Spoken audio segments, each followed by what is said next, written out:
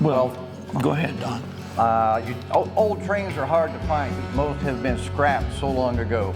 And so the Starline Nebraska Trails End train will start from the engine back. Found a guy in North Carolina who knew a guy in Florida who knew Pete Critelli, a one-legged Italian traveling salesman who had one in his backyard. Dale and I flew out to New Jersey, and he liked the idea of the project so much, he says, we're going to work out a deal so it can become part of Trails End Plaza. It was not what we were after, but at that time we were just getting started and we needed something concrete to show that we were really going to go through with this project all the way. And this deal that we were offered was reasonable, and we had just enough money to pay for it.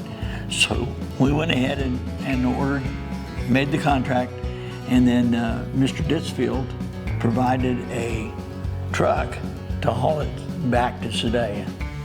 And it was the first piece that we had in what became the train that you see today. The big part was retrofitting it back to the 1860s style, what you're going to hear from a lot of these people about, which was really the big part of that program. Next is the car behind it carrying the coal. The tender car is made out of original Missouri Pacific parts, which was the original railroad coming from St. Louis to Sedalia back in the 1860s.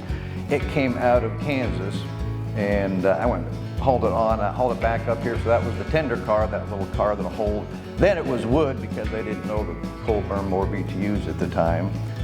And then up to the, looking around on the internet for you think there was tons of old cattle cars, and most of those have been destroyed or scrapped. But there was one off the Frisco Railroad line in western Oklahoma that was still in pretty rough shape, and that became our railroad car. Yeah, actually we had to tear it all the way down to the bed of the car and rebuild it completely. But we had something to start with, something to go from, and we had a great team of willing volunteer workers that helped make that all come about. And getting down to the drover's caboose, as far as I know, there's only 2 drover's cabooses left. Drover's caboose had a place for a horse, so when the cattle train stopped, you could unload the horses, move the cattle to pens, move them back in. This one was in the Frisco Railroad Museum. Actually, it was also found in Oklahoma, and there were some interesting tales about that too, but it's probably one of only 2 drover's cabooses still left in history. Well, it was a very undesirable site to start with. We brought in a lot of field dirt, raised it up. We prepared the site for the train, and then we made a road going to the Katy Trail with an entrance in. Well, it was kind of unique because Doug would kind of procure everything, and then Doug would call and say, hey, I've got a locomotive bought in New Jersey, and we got to get it back here. Okay, have you got an address? So I actually went to Oklahoma and got the caboose myself along with Ronnie's drivers. I called the contact out east and got a crane service out there to load the locomotive for me, and I sent Ronnie's truck out to the address. The former owner was very helpful, very great to work with, which helped a lot. And so Ronnie's guy went out and picked it up, and my crane guy out there loaded it, and then I received it. We actually, down on North Missouri, Ronnie had, where Ditzfield Transfer originated, had a maintenance building that they weren't using as they had relocated. And so we unloaded it down there and rolled it into the building so that it could be refurbished.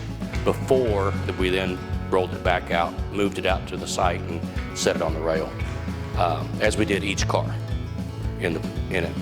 Every one of them went through that process.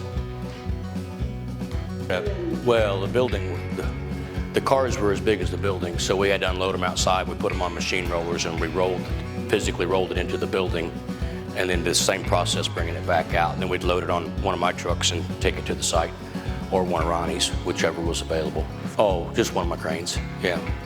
What were they? One of my cranes. Those were big cranes. Yeah, I don't remember which ones, but whichever one needed. The committee appreciates everything. Is there anything you want to add to that? No, I mean, everybody's pretty aware of how it went. I mean, it was a process, trying to coordinate all the different contractors for volunteers and getting them there, and the whole process of getting it done took a year or so. It's hard to take contractors off of paying jobs and get them to do a freebie. There was a big problem. About 7 miles down the road. Yeah, about 7 miles. Tell them the story. Well, uniquely enough, if we had been given all the information ahead of time, we would have rendered the problem before we loaded the caboose. But as it turned out, the caboose was an oversized load because of the cupola on top. Got it loaded, measured it all up, gave the driver the dimensions and all the information, got the placards on the truck, oversized load and all that. We're gonna go 7 miles up the road to the truck stop, and he's gonna get his permits, and then they're gonna follow the route from there. So we get to the exit, and we're going down the off-ramp. I'm following along. We're gonna check all the chains and resecure if needed, whatever. And I look over, and well, as you exit off, you had to go to the west side of the interstate, which you went under the interstate. And I could see the posted height of the overpass. I'm thinking, well, he'll just pull across the intersection and park on the shoulder, and we'll run up there and get those permits. No, that's not what he was thinking. He turns left and drives in there and shears the cupola right off the top of the caboose. Big mess in the highway. We spent the day there cleaning that up. But tearing it down was the big thing. The cattle car was still erect and the roof was on, and we had to get up on the roof, tear it down, tear the uprights down and start over. And then we had to put the decking down. That kind of came first. We put the decking down, and then we started putting the hardware that held the uprights. And then we got to the roof. And with Lynn worked a lot on that, on the carpentry work. Well- Cutting the boards to fit and so forth. We had, most of them were there, we just had to duplicate them. They were rotten or not usable, so. We tried to save anything that had a logo on it, or like where it was from originally, and a name on it or something, or what was in the car originally. Russell Cardwell was a big help. He's a woodworker, one of our woodworkers. He worked on almost all the wood stuff, but then he, especially with the cattle car and the caboose. And the locomotive, him and Lynn built us our fantastic cab on it too. And we had a lot of talented people, and it all come together. Park Denny also helped put the He put the roof on it. roof on it. And then Sheet several metal worker, yeah. several other people in the group came in whenever they could and helped here and there. I mean, it Larry was, Cloud was there and he helped in the welding and so forth. It was very important. Thank you, anybody else? well, as they said, the cupola got knocked off of the caboose when it came in, but actually that ended up kind of being a blessing because it saved us from having to tear it off in the first place. But we had to work around a little bit of a bent frame on it and square it up, and but we got it done. Adding the interior on the caboose was a really neat experience, researching that and coming up with the ideas that we need for that. The locomotive, as you know, when it came in, it wasn't quite what I was expecting. The traditional locomotive of the Old West is the 440 American, and we had a former 042 tank engine that was just going to be too small and not going to fit. So I proposed that we altered it, and I had a good backer here. Yeah. And Yeah. we fabricated wheels and extended the frame and made the altercations to make it look like a 440 American. Well, it's kind of inbred in my family. My grandfather worked for the Katy Railroad up until the Great Depression, and then he switched over to the Mopac for a couple of years before he passed away. But all of my uncles and my cousins all worked for the Missouri Pacific here locally. I probably would have too, but at that time they were shutting stuff down when I graduated. So. Just for being around the shops and around today all the years. I remember when we had locomotives all the way from the shops clear out past where the drive-in theater was being scrapped at the shop. So we had all kinds of colorful engines to look at.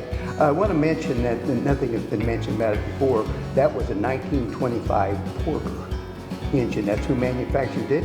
It was also used in a coal mine, the way I understand. Really? So the engine had small wheels, and it had a metal cab on it, and it had this, instead of a cow catcher on the front, it had a pusher that would, I guess, it come up against other cars and push them out of the way or push them down the track. So we had to tear all that down, and that was a big job.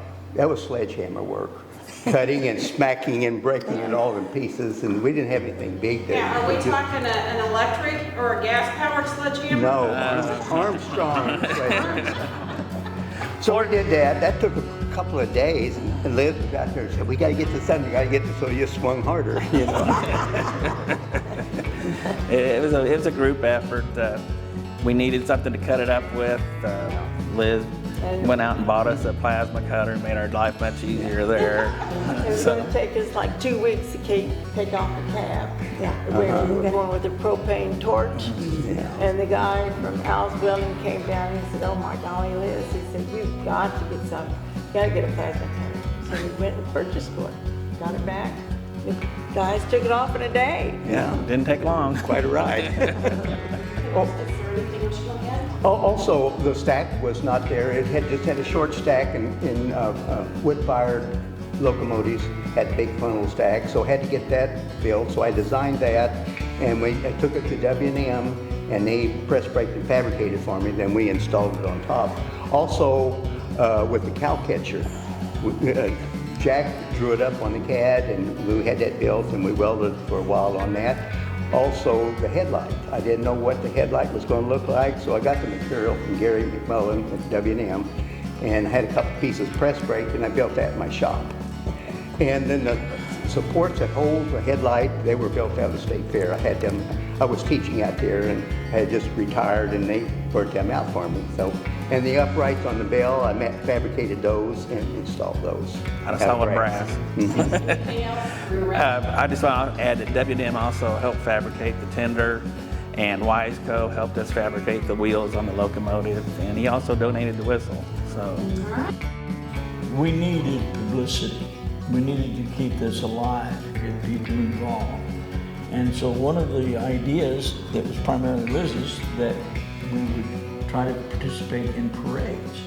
And of course, today it has a number of important parades that have been repeated for years. The State Fair Parade, the Christmas Parade, Veterans Day Parade. All of those are important events where people would come out and see the project and associate that with the Trails Inn and help us get the kind of momentum we needed to get people behind us and make donations. Because remember, almost everything we're doing here is donated. She thought we needed some wagons and some things that would carry this spirit even further than just horsemen on horseback. So we looked around and we found a wagon down in Arkansas. It was just a wagon. It wasn't a chuck wagon, it was a wagon. We brought it home. Liz and I bought it, and we brought it home, and she and Evelyn turned it into a chuck wagon. They designed a chuck box for the back. They built that in Evelyn's shop. They did all this work, and it just goes to prove you that girls can do anything they want to do. So it turned out really great. And we used it in parades for the full 3 years that we were building the project. And we won the prize for the best horse entry every year, or virtually every year, throughout that period of time. We had people riding all kinds of different horses. Rod, where did all some of these folks come from? Well, a lot of them were my customers that I went horse shooting for. So I had an abundance of people to come to the parade and enjoyed it. And the other thing we had was Pete Wheeler with his wagon. Every time we rode, Pete came, yeah. And Glenn Powell. And With the Glenn mules. Powell With his mule, 2 the mules. most talented mule team you've ever seen. They actually could back a trailer onto a wagon, Onto the a trailer. chuck wagon, back up onto a trailer so we could haul it back and forth to the various places. just by talking to them. And they were marvelous animals. And Glenn is one of the funnest people that I've ever known. He and his wife were very active with the group and helped us a lot. The other thing that was kind of neat was that sometimes we had to rebuild things, because there's this one guy in our group who was driving the trailer to the site of the parade beginning, and he stopped at Wendy's to get a senior drink. 27 cents. 27 cents. And it didn't pay attention to the little awnings that extend out in the drive lane, and those big bows that hold up the canvas for the wagon. Yeah. They were taller than the arm of those awnings, and he broke them all. And Evelyn had to repair those. Yeah. What is But that that particular parade, we just went without. The leader of that group was this real colorfully dressed lady, definitely a senior, who insisted on walking every foot of those parades, passing out and welcoming people and saying hi to folks she knew, dressed in the most colorful of costumes. I tried. And It's a fun thing to do. well, initially, we focused in on the corner of 65 and 50 Highway, because that's the highest traffic point in Sedalia. We get a tremendous number of people going to the Lake of the Ozarks past that corner every weekend. And it was tight, but when we originally started the project, we did a drawing, and then from that drawing, we took it over to the architect's office right across the street, Rob Rollins, and Rob put his team to work, and they designed a picture that represented the vision we had for the train set on that site, which is across the street from them. Okay, well, we went through quite a process. Since we weren't able to get the kind of cooperation we needed from the city or from the Department of Transportation for the 65 Highway corner, we started looking elsewhere. So we tried a couple of other locations. Emma Curry heard that we were having a difficult time getting a location pinned down.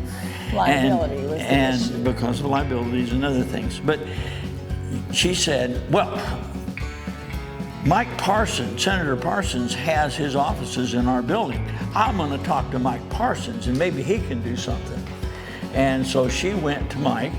She wrote him a little letter first, and then she made an appointment. She went to see him, and he agreed to go to the board of the state fair and propose that corner as a site for us to build our monument. He called me shortly after he got out of that meeting. He says, Dale, he says, I don't think I did it. He says, I did my best, but he says, I don't believe that they're going to go forward. Within 30 minutes, I got a phone call from them saying, we can have that corner. We got it. So Mike Parson, who later became Governor Parson, had a big hand in making it happen, but so did Emma Curry and Dave Curry and a number of other people who worked very hard on getting us a site. We were at Steamboat. We were visiting John and Wanda Bush, who are good friends of ours that live in Steamboat. And they were making a monument as well. And Steamboat Springs was trying to recognize their history as a cattle town. And they had come up with the idea of building a monument of drover herding cattle to their stock exchange. Just, we looked around for people that we knew that could help us, that had something to bring to the mix. And our first meeting was at the steakhouse, and we got a group together, and some of those folks stayed with us for the whole time that we took to build the project. New people joined, and a few people fell away from the project at later dates. But Picked up in Middleton on the highway. yeah. So, I mean, it's, He was a carpenter and we needed him. yeah. And I asked him what he was going to do, and he says, I'm not doing anything except exercising, riding bicycles. Well, I said, we need you. We've got something We that'll got keep some- you a project exercising. for you. All of these people came together with the commitment to make this thing world-class and not just something. It's going to be good. So one of the big things that we accomplished after everything we've talked about in the video, and I don't know, I personally have several people ask me every year if we're ever going to do it again, was the Big Trails In celebration in April. Do you all ever get asked that question? Yeah. So there was so much going on during the weekend of the celebration. Rod, you were very active in the parade. Tell us how the parade went and what it was, what kind of parade it was, who was in the parade, who participated. How many horses were in that parade, do you think? I don't know, 75 at least. And but what it was, it just seemed like what Dale was saying, word got out and everybody wanted to be in the parade. So we really, our job was easy. All we had to do was line them up and take off. Well, And we did have a trail ride before the parade coming in. And just a little interesting story, I wanted to be the last person in because I was ahead of the trail ride. so you were riding drag? I was right there. I did not know how slow donkeys walk. Everybody else got in 2 hours, it took me 4. And how many donkeys were on that ride? Because 6 donkeys. And that began in Green Ridge. Yep.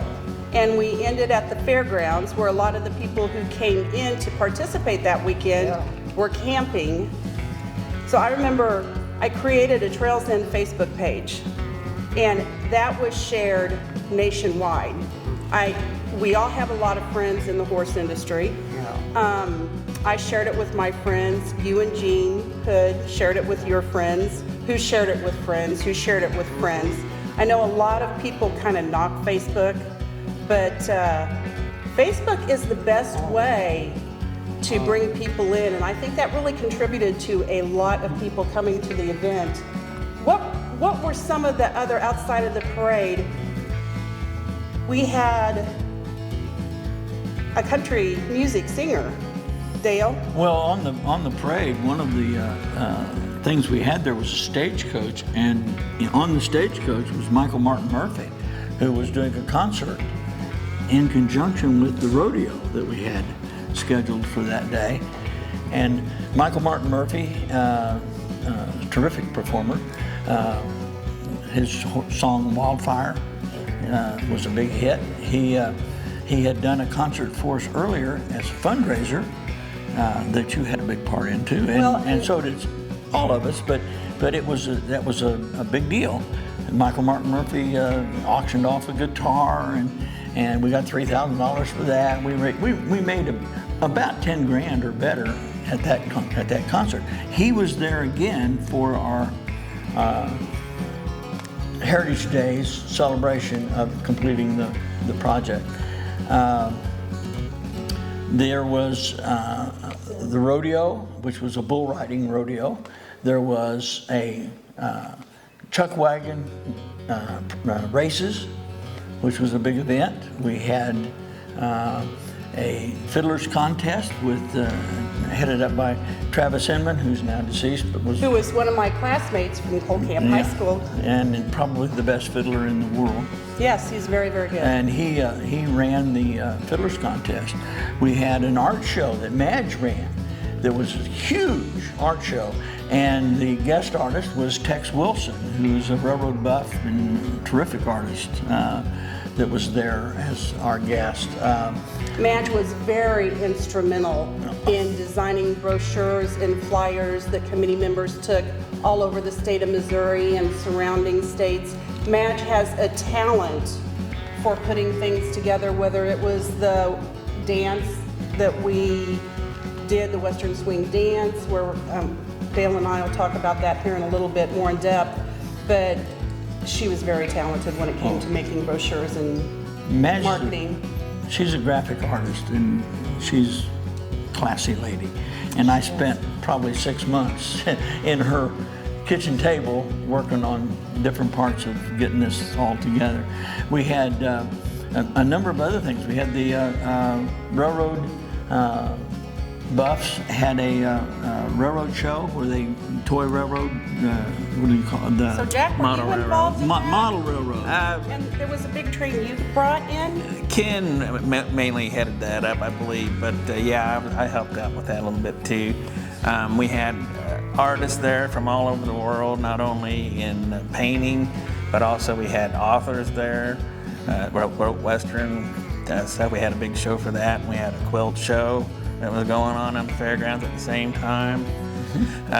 We even had a group of Jayhawkers rob the train on horseback. That was a big deal. We had a lot of fun with that. Yeah, there were reenactors that do Civil War reenactment. We used them as a way of introducing the big meeting we had in front of the crowd, and where we dedicated the train. We had a barbecue contest. We had a barbecue contest. We had a Mountain Man Civil War camp. Yeah. Cow chip throwing, which Doc Doug did Hibbers that, was yeah. very instrumental Yeah. in. And Ended up being a big hit. it was. Guys, we have literally spent 5 minutes standing here discussing everything we had that weekend. How did we ever accomplish all that? Well, it took so many people, so many talented people, so many people to participate. but it was a great event, and a great way to say that this project is at its end point, and to transfer it over to the foundation of the fairgrounds, which then made a group of our people a committee to manage it, and they continued to build all kinds of things. So Dale, you know the total cost of this project exceeded $1 million. And it took Probably with all the things that were added later, yeah. it took some money to accomplish and finish the project. I think the first thing that we did was downtown with the chuck wagon that we talked about earlier, and it was in conjunction with the Chamber of Commerce. We had a fundraiser that we fed people at. We had a lot of fundraisers like that. We did a lot of small projects to try to get the money. From the beginning, it took a lot of money. In the beginning, we didn't have any money, so we needed seed money. And so we pitched the idea of this monument to the Rotary Club. And the Rotary Club stepped up and gave us a $20,000 donation, which was our initial seed money. For example, when I went to Mike Brown, Mike was one of the first people to say yes, but he was the first person to, before I left the building, write me a check for $10,000. And in the video, we have a lot of pictures of us committee members receiving checks from businessmen, from different organizations in the community, different businesses. So you all will see that in the video. Well, we tried to involve everybody that we could. We were beggars. We went out and we begged. But finally, in order to help us, we also did shows like the Sons of the Pioneers. And I remember when we were at a meeting and we said, let's have a concert. I think that was your idea, that we would have a concert. And we started throwing newer country music names around. And I'm like, you know, considering what type of a project we have, let's go with official cowboy music. So the official cowboy music came up to be Michael Martin Murphey and Sons of the Pioneers. We had that concert at Heckert Performing Arts at the new high school at that time, and sold that concert out. It was well done too. It was a very good concert, and we made money. W&M Welding, Gary, built the framework for the water tower, for example, down in his shop. And the wood was donated by Advanced Building Supply. The building was, the wood part of the thing was done by Dan Bailey. Elizabeth and Evelyn went down and I think you had a hand in that too, went down and actually painted it themselves. Then Gary had to move it all out to the site. So that was almost totally donations. You got the same kind of thing with the construction of the various rail cars and stuff. We had to buy some parts of it, but it was not what we bought that made the difference. It was the people who made donations of their time and put it all together that made it happen. Well, and we also had a dance. We had a dance. We had Leroy Van Dyke's son, Ben Van Dyke, and the Harms Brothers. And the Harms Brothers, and one of the best bands in our area. We tried pie auctions. I'm sure most of us have all bought a pie at one of those auctions. We raised some good money at some of them. You'd be surprised how much somebody will pay for a gooseberry pie. Well, I think actually the top selling pie belonged to Doc's wife, Connie Kibbers. And I think Doc and her dad got in a pretty heated bidding war against who was going to buy Connie's pie. There you go. And I think Dad won. Doc finally gave in. Yeah, well, we needed every penny. And so we did everything we could think of to raise money. But when it finally came down to it, we needed to go out and ask people for donations. And so Doc had a college professor that he was close to that had done some fundraising, and he brought him in. Ed came and he made calls along with the help of people like Larry Wilson and others who would go with him, and they would go and call on the various people who had a history of making donations. You know, a lot of the folks in Sedalia that you all would know, Sue Hecker, of course Bob and Barbara Hayden, who put up a huge amount of money. Huge donors. And got the naming rights to the monument as the Starline Brass trails in. And but there were other people who helped pay for, like Betty Hopkins, who bought one of the statues, and just a lot of people stepped up and made donations. And the whole thing cost something like $800,000, and they've continued to add to that by adding other things since we had that celebration. So it probably is over $1 million that we raised. Yeah. And I mean, you know, it's just an awesome project that a lot of people had to go an extra mile to make it happen. I'm sure we're leaving people out. Unfortunately, that seems to happen. If you want to go out and look at the monument, again, I encourage you to do that. You'll see a list. There are people who bought bricks around the monument. There are lists of all the people that donated specific items placed in the monument. So I would encourage you to visit and go see for yourself. You know, whenever we go back to the weekend that we had line dancing also. Mary Lou Donnell from Cole Camp, who happens to be a cousin of mine, was teaching line dance, and the celebration weekend was on a TV channel. It was on Small Town America. I think you can still pull that up on YouTube and view that.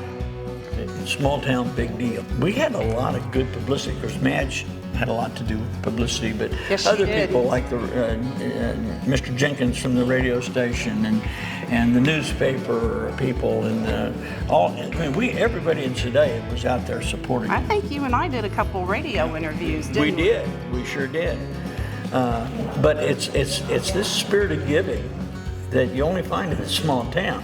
So when you talk about small town, big deal, this is a small town, and this was a big deal that will go on forever. And, you know, I think another thing about Sedalia is very proud of their heritage, and I think they realize a lot of that heritage.